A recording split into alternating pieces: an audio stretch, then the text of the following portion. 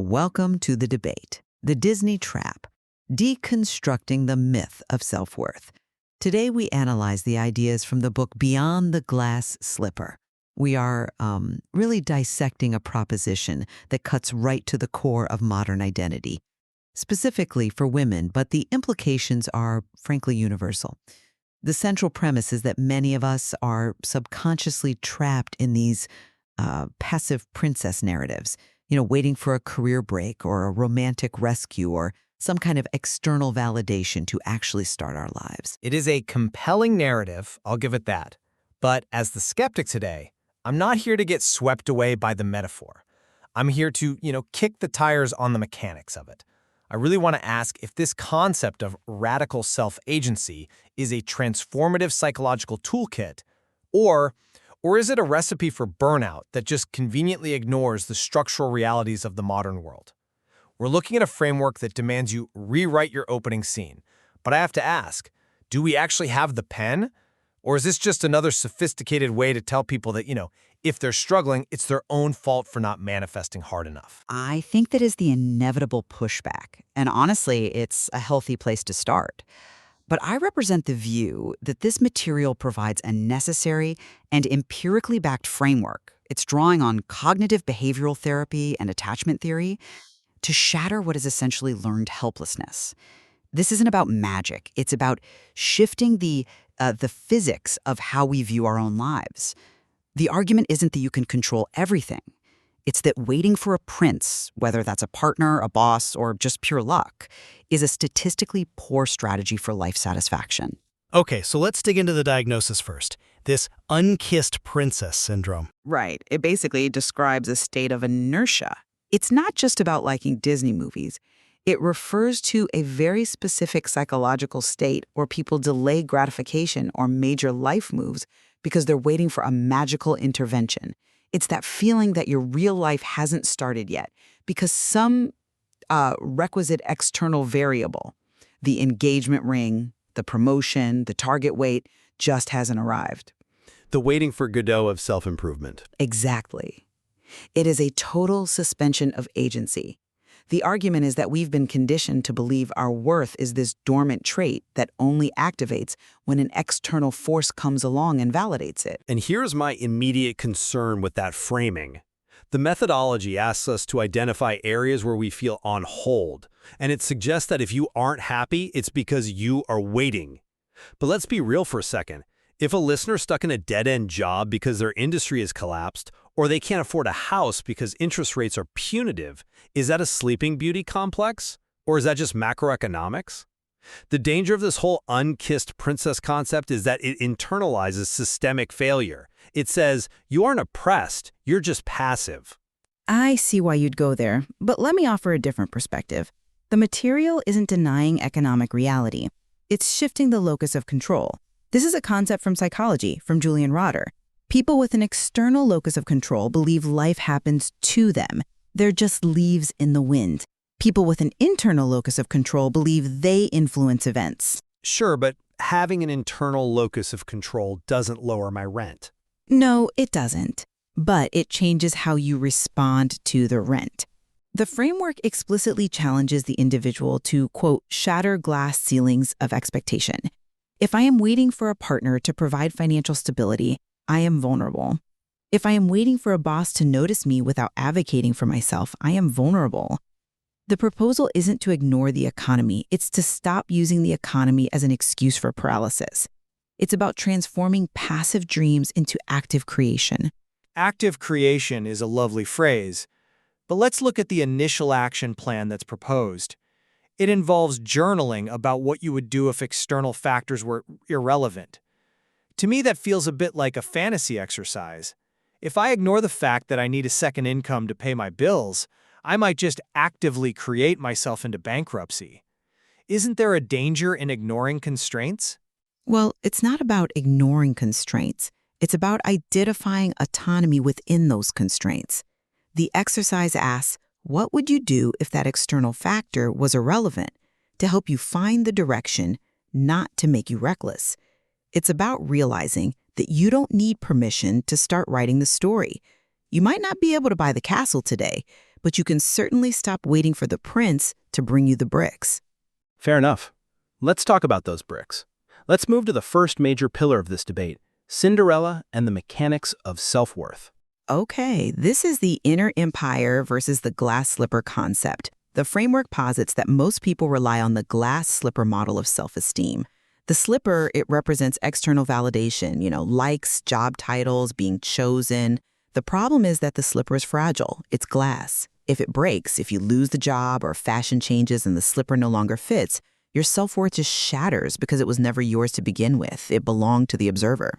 But we are social animals. We evolved in tribes. The glass slipper, fitting in, being validated by peers, is actually evolutionary survival. I mean, if the tribe didn't like you in the Paleolithic era, you died in the woods.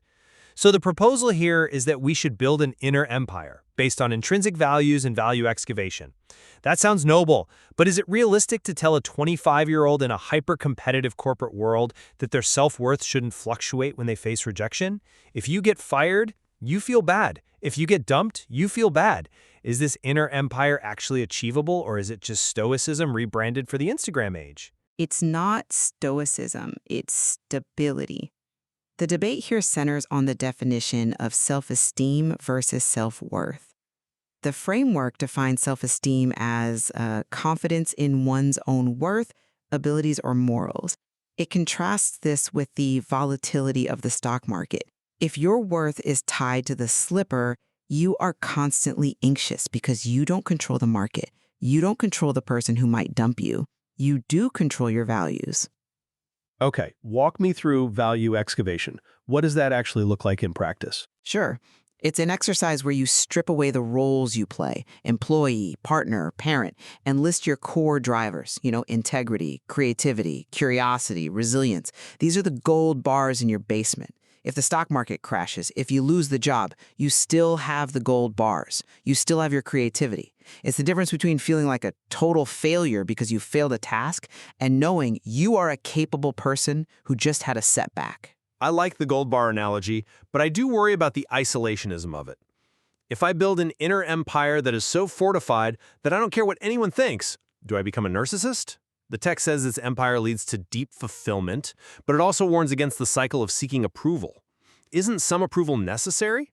In a career, you need approval to advance. You need customers to like your product. You can't just inner empire your way to a paycheck. That's a crucial distinction, though.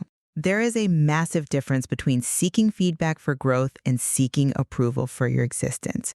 The framework makes this clear using the slipper definition exercise. It asks you to define a life that fits you rather than conforming to societal ideals. If you are chasing a career just because it's prestigious, that's the glass slipper. But if you're chasing it because it aligns with your core value of impact or mastery, that's the inner empire. If you fail, you use the feedback to get better. You don't collapse because your identity was tied to the success. So it's about decoupling your identity from the outcome? Exactly. It's about decoupling your value from the applause. Okay, I can see the utility in that. But let's pivot to where this gets really messy, where the rubber meets the road. Relationships. Beauty and the authentic beast. This section tells us to stop being emotional alchemists. And this is arguably the most confrontational part of the whole analysis. It challenges the Beauty and the Beast narrative, which is essentially the cultural script that says if a woman loves a monster hard enough or patiently enough, he will transform into a prince. The framework calls this a dangerous fantasy. It encourages women to stop trying to transmute a partner's toxic traits into something palatable. And I agree that abuse is unacceptable, full stop. But the advice casts a very wide net here. It talks about toxic traps and suggests we stop trying to fix people. My concern is that this encourages a cut-and-run culture. Relationships are hard work. People have flaws. Maybe your partner is depressed. Maybe they are struggling with their own trauma. If I leave the moment my partner acts like a beast, am I practicing agency, or am I just avoiding the hard work of love? Are we treating people like disposable products that we return if they aren't perfect out of the box? I'm not convinced by that line of reasoning because the framework specifically grounds this in attachment theory. It references the work of John Bowlby and Mary Ainsworth. It's not talking about a partner having a bad day or going through a rough patch. It's talking about the specific dynamic of the anxious, preoccupied attachment style trying to fix the dismissive avoidant. Okay, for our listeners who haven't read the psych textbooks lately, define those quickly. Sure, the anxious, preoccupied person craves intimacy but is terrified of abandonment, so they overfunction. They try to earn love by fixing the other person. The dismissive avoidant pushes people away to maintain independence. The Beauty and the Beast dynamic is when the anxious person, Beauty, tries to prove her worth by saving the avoidant person, the Beast. And the argument here is that this isn't love, it's a project. It's being the project manager of someone's soul. And that is a job you cannot succeed at. Project manager of the soul. That is vivid. But where is the line? The methodology provides a red flags checklist, gaslighting, isolation, constant criticism. Those are clear abuse markers. But it also talks about unpredictable mood swings or blame shifting. In the heat of an argument, everyone shifts blame sometimes. If we pathologize every conflict as toxic, we end up alone in our inner empires. The distinction is the pattern. The definition of a toxic relationship here is a pattern of behaviors occurring over time that results in the erosion of the self. It's not about one argument. It's about the Beauty and the Beast myth glamorizing the struggle. It tells women that their suffering is noble because it leads to redemption. The proposed framework says, true love does not demand self-sacrifice at the altar of another's transformation. And that is a crucial corrective message. It is a corrective message, I grant you that, but it leans heavily on the idea that we can just detach. It mentions using healthy communication and I statements. It feels a bit like it's saying, if you communicate perfectly, you won't attract beasts. Is there a subtle victim blaming here? If you were a secure attachment type, you wouldn't be in this mess. I don't read it as blame. I read it as empowerment through awareness. It explicitly says attachment styles are learned responses, not rigid destinies. It's telling you that if you are anxious, preoccupied, you might be chemically drawn to the beast because the chaos feels familiar to your nervous system. Recognizing that isn't blaming yourself. It's the only way to break the cycle. The advice offers a cultivating healthy communications plan, not to change the beast, but to help you identify who is capable of meeting you halfway. If you use clear boundaries and the other person still gaslights you, the data is clear. Leave. Okay, so the boundaries are a diagnostic tool, not some magical fix for the partner? Precisely. They reveal the partner's capacity for respect. Let's move from the relationship with the partner to the relationship with the self, specifically the body. The Snow White's mirror section. This deals with body image and perfectionism. This is where the debate gets really interesting, regarding ambition versus acceptance. The analysis uses Leon Festinger's social comparison theory to explain modern body image issues. Festinger argued that we determine our own social and personal worth based on how we stack up against others. Which makes sense. But in Snow White's day, she only had to compare herself to the people in the village. Exactly. The magic mirror is now social media. We are constantly engaging in what psychologists call upward social comparison, comparing ourselves to the curated, filtered highlights of the top 1% of the population. And the argument is that this just breaks the mechanism of comparison, leading to chronic inadequacy. Okay, we can all agree social media is a nightmare for self-image. But the solution proposed is self-compassion, referencing the researcher Dr. Kristen Neff. It suggests treating yourself with kindness, common humanity, and mindfulness. So here is my skeptic's question. Does being kind to yourself kill ambition? If I look in the mirror and say, I accept you just as you are, do I stop going to the gym? Do I stop trying to improve? The inner critic is painful, but it's also a driver. If we shatter the mirror, do we lose the edge? That is a very common misconception about self-compassion. People think it means self-pity or, self-indulgence. Oh, I had a hard day, I'll eat the whole cake. That's not self-compassion. The framework leans on Neff's research, which actually suggests that self-compassion increases resilience and motivation. How? That seems counterintuitive. Well, think about it. If you have a drill sergeant in your head screaming at you every time you fail a diet or miss a workout, your cortisol levels spike. You feel shame, and shame shuts down the learning centers of the brain. Eventually, you quit because the psychological cost of failure is just too high. If you practice self-kindness, this is hard, I'm human, I messed up today, but I can try again tomorrow, you remove the fear of failure. You are actually more likely to take risks and persist because you know you won't beat yourself up if you fall. So it's the difference between a drill sergeant and a supportive coach. Exactly. The coach wants you to win just as much as the drill sergeant, but the coach knows that paralyzing you with shame is a bad strategy. The Inner Mirror score assessment in the material asks if your self-worth is independent of your physical appearance. If the answer is no, you are building your castle on sand. You can strive for health, that's the inner empire, without hating the vessel, which is the glass slipper. I can buy that for body image. It's hard to practice, but the logic holds. But let's apply this kindness and agency to the cold, hard world of money. Hansel and Gretel's compass, the wilderness.